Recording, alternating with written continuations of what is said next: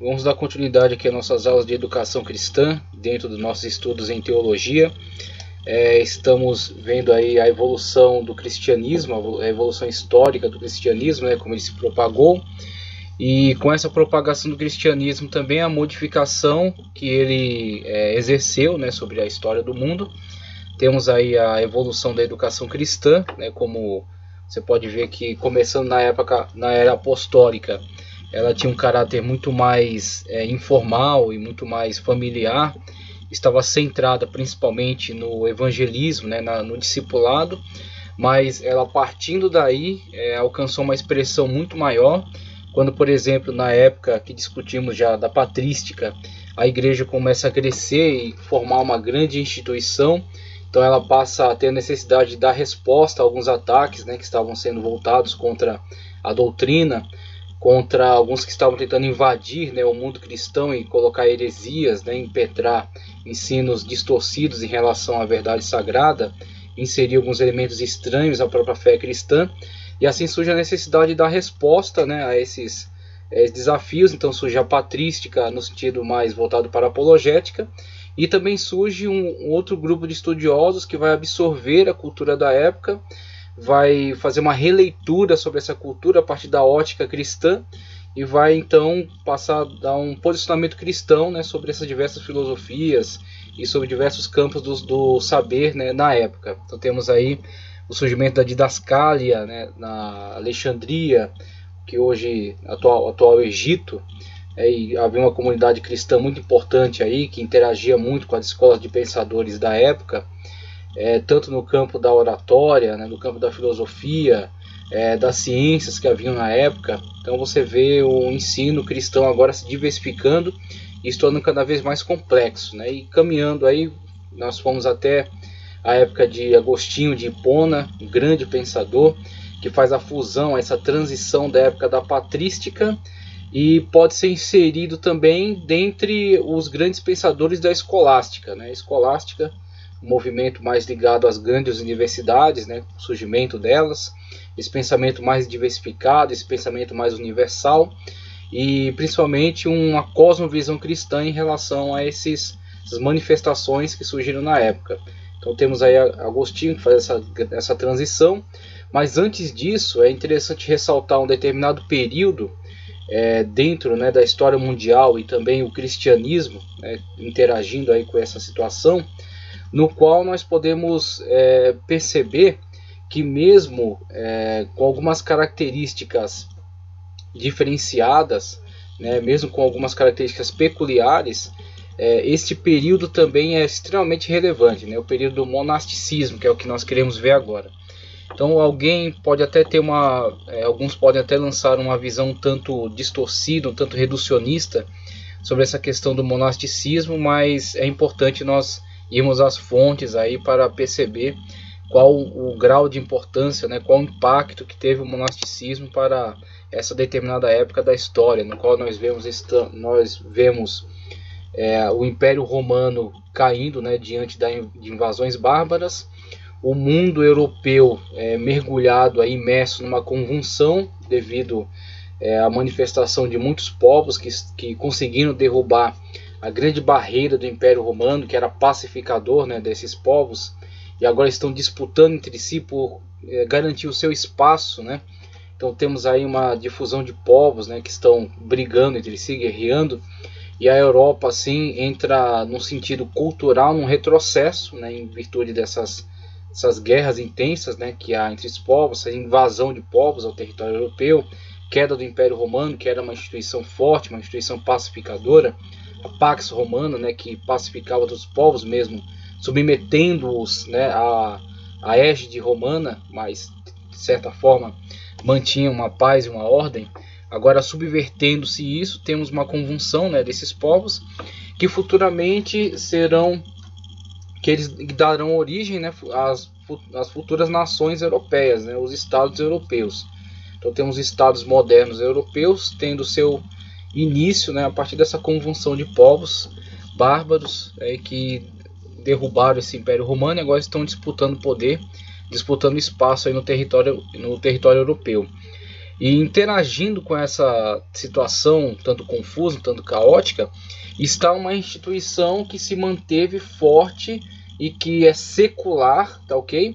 E é herdeira do conhecimento que havia dentro do Império Romano, a filosofia grega, né, o helenismo que estava dentro do Império Romano, então os filósofos, ok? O conhecimento jurídico, o conhecimento de Estado, o conhecimento das ciências arcaicas, né, da época, e que, sendo herdeiro de todo esse grande vulto cultural, né, sendo herdeira aí de todo esse grande depósito cultural da antiguidade, também tem a sua própria cultura particular, né, construída a partir desse texto sagrado, texto bíblico, e os diversos pensadores que já se manifestaram e que continuam se manifestando em relação a esse texto bíblico.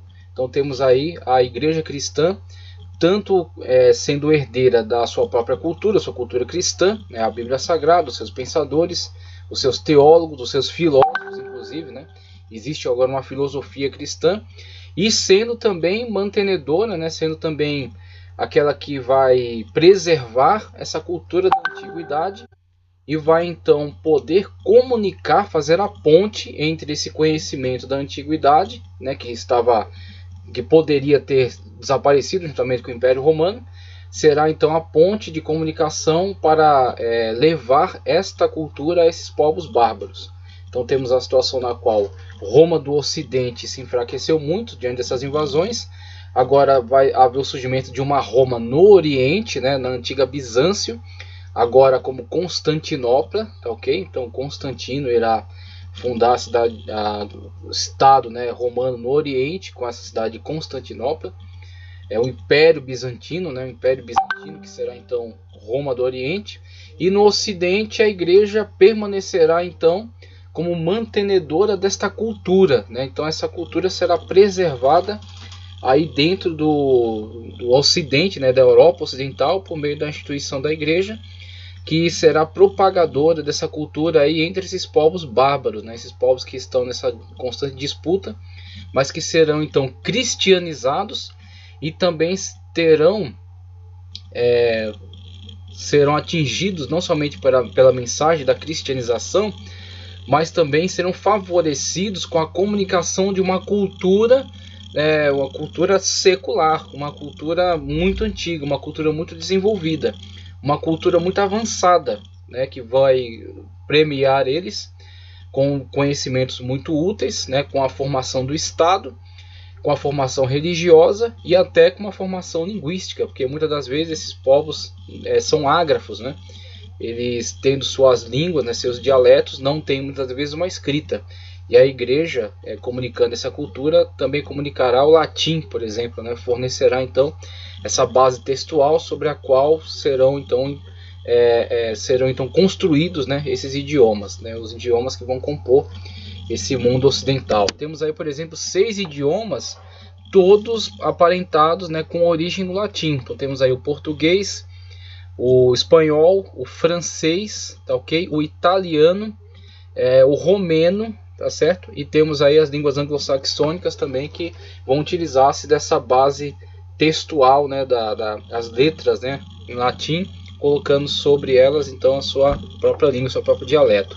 Então pelo menos 5 idiomas são aparentados entre si, tendo origem no latim, e outras línguas mais que vão utilizar pelo menos desses textos, dessa base gramatical, né, do latim, vão colocar o seu dialeto sobre ele.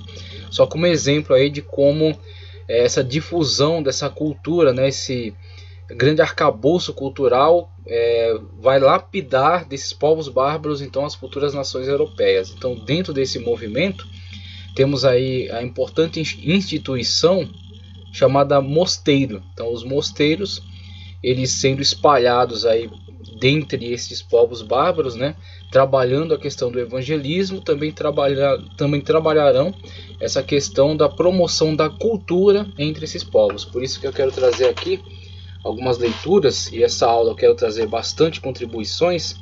Eu quero trazer contribuição aqui do Dicionário de História do Mundo, tá? Falamos aqui sobre os mosteiros, de modo geral e também especificamente os mosteiros dentro do cristianismo.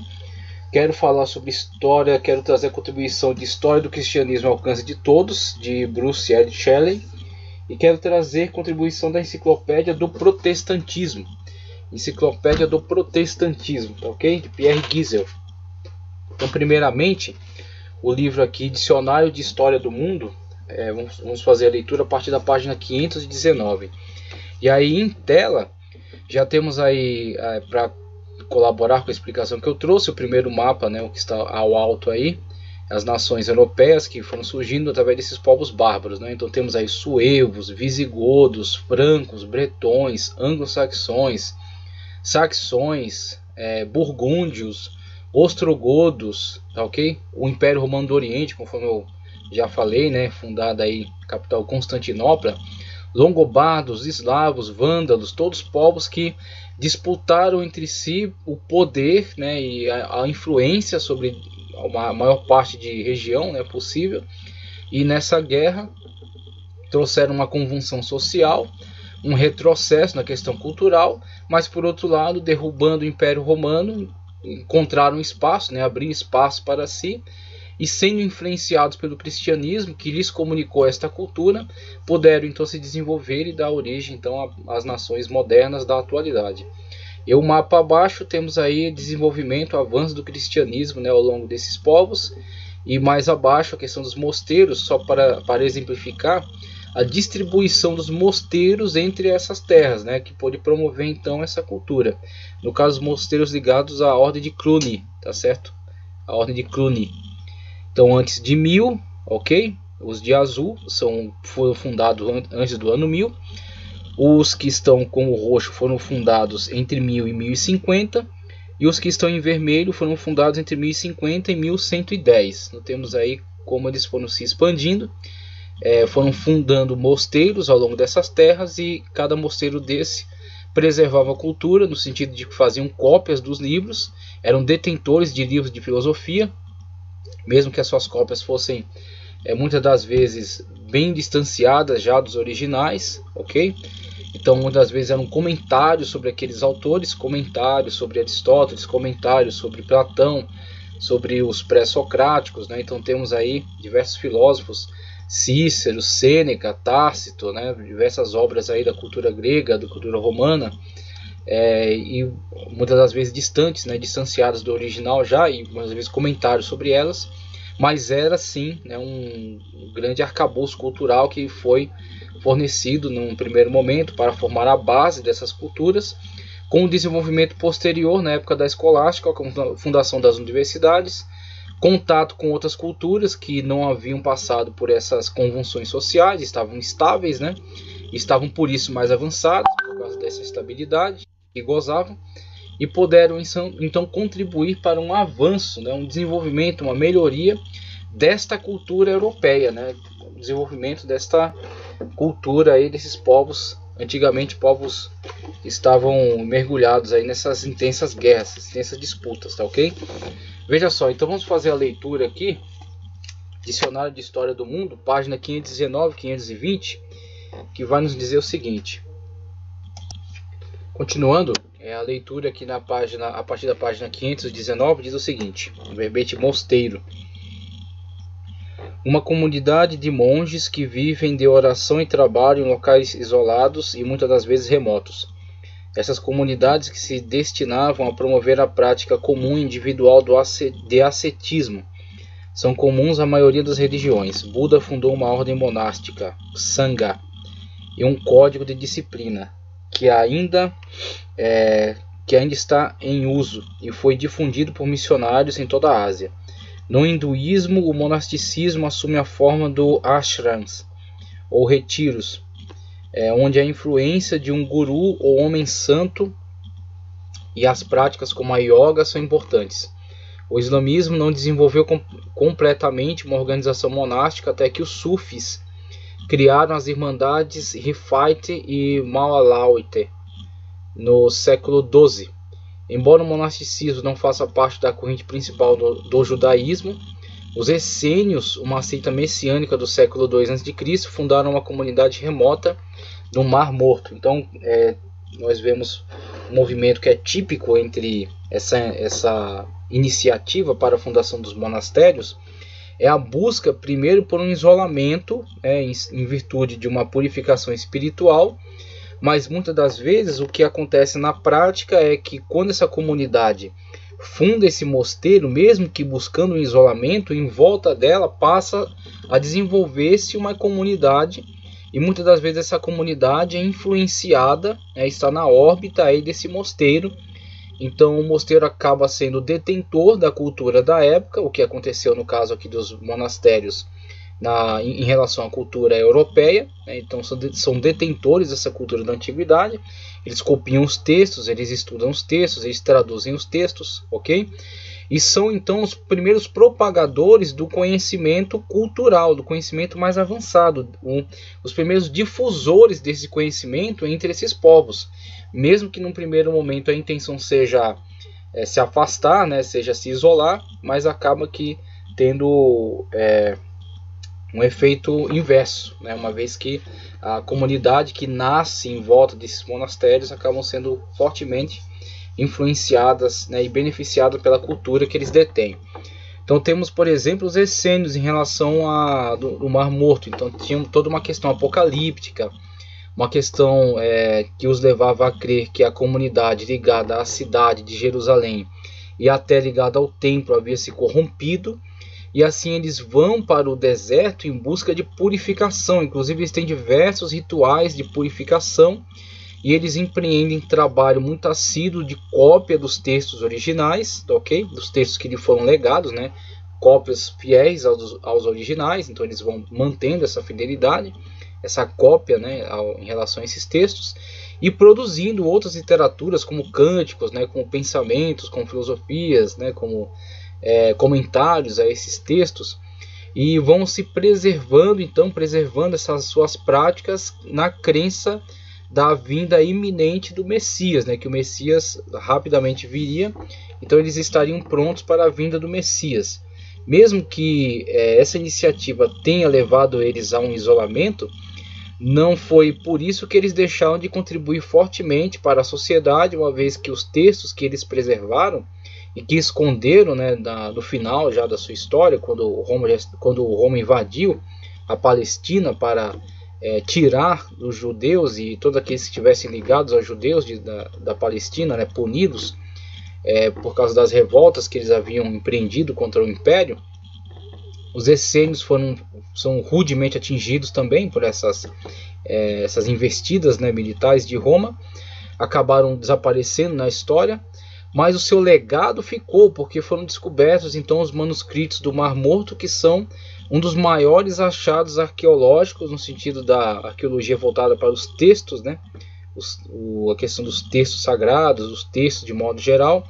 Então foi um dos grandes achados dos últimos tempos. Então temos aí um presente dado, desde época tão recuada na história, pelo menos aí antes de Cristo, eles estavam já desde o advento do Senhor Jesus Cristo vivendo nessa situação de isolamento, e preservaram esses textos, guardando-os, escondendo-os em cavernas, que depois vieram a ser encontradas. Se eu não me engano, por volta de 1946 ou 48, uma coisa assim, que um beduíno estava procurando uma das suas cabras por ali, atirando pedras nas cavernas para ver se conseguia localizar onde ela tinha se escondido, e acaba atingindo um vaso, e ao ouvir esse vaso se quebrando, ele vai até o local e percebe que lá tinham vasos que continham textos, que continham diversos tipos de objetos, que ele chama então pessoas para avaliar melhor aquilo, e descobre-se então os manuscritos do Mar Morto, ok? Então temos aí que mesmo eles buscando esse isolamento, não é por isso que eles deixam de contribuir também de uma forma muito importante para a sociedade que acaba tendo algum tipo de contato com eles. O monastério de modo geral. E agora, o monasticismo cristão se desenvolveu das comunidades eremitas fundadas no século III por homens que fugiam da perseguição romana para os desertos egípcios e sírios, onde buscavam união com Deus. Então, a primeira iniciativa, nas terras africanas, no Egito, e nas terras asiáticas aí da Síria. Então, onde teve início desse movimento de monasticismo. século III ainda da era cristã.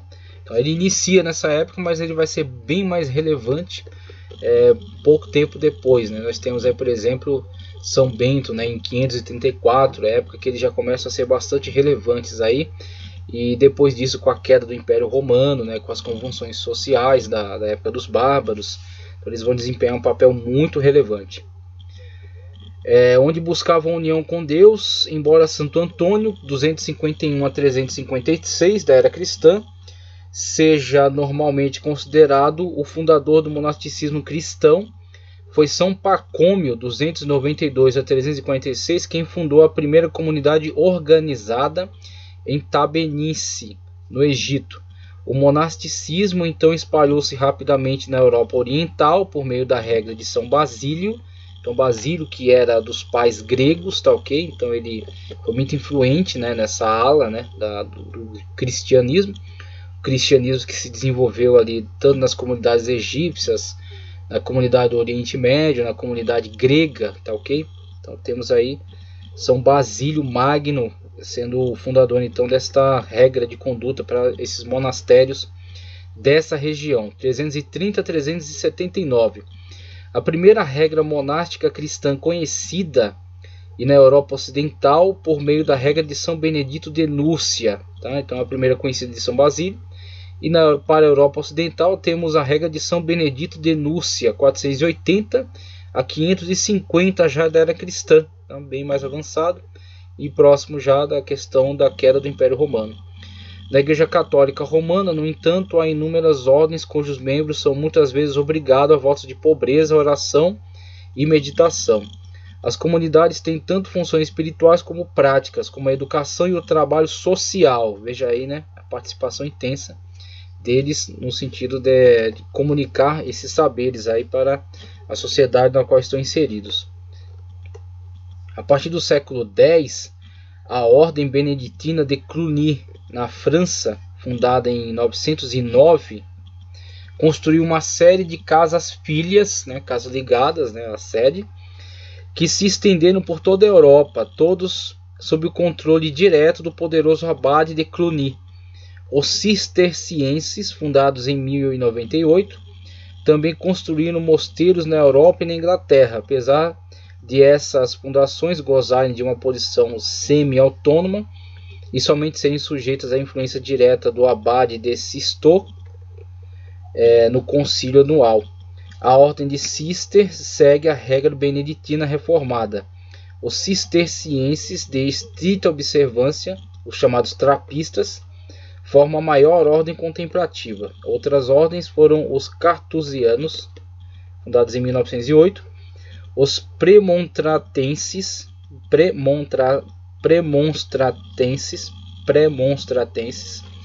1120, os gibelinos, 1131, a ordem dominicana, fundada por São Domingos em 1220, e a ordem franciscana, fundada por São Francisco de Assis em 1209. Eram originalmente ordens de frades mendicantes que viviam da caridade, mas hoje a maioria de seus membros está baseada em casas comunitárias, tá ok? Então, as diversas ordens que foram se seguindo, foram sendo fundadas, e depois, conforme está em tela, 3 ordens ligadas aí aos movimentos das cruzadas: os hospitalários, os templários e os teutônicos. Ok? Então, os hospitalários, né, o nome já sugere, ligados a essa questão do atendimento aos peregrinos. Os templários, ligados aí à proteção dos peregrinos nos caminhos, né, para chegar até no seu trajeto de peregrinação até a Terra Santa. E os teutônicos, que estão ligados aí aos germanos, né, as cruzadas aí empreendidas pelos germanos. Veja só. O monasticismo na comunidade anglicana, que é, digamos assim, uma versão do catolicismo, só que depois que Henrique, né, o rei inglês, dividiu a igreja da Inglaterra, apartando-a da autoridade romana, né, apartando da autoridade papal. Então fica como que uma estrutura muito semelhante à igreja católica, mas independente do Papa, certo? Na Inglaterra. Então surge então o anglicanismo. Depois vai ter algumas modificações, mas basicamente, tá ok? Advindo então dessa querela, né, entre o rei e o papa, né? O rei querendo então que fosse aprovado seu divórcio e o papa não cedendo essa iniciativa. Então, com essa querela aí surge essa divisão.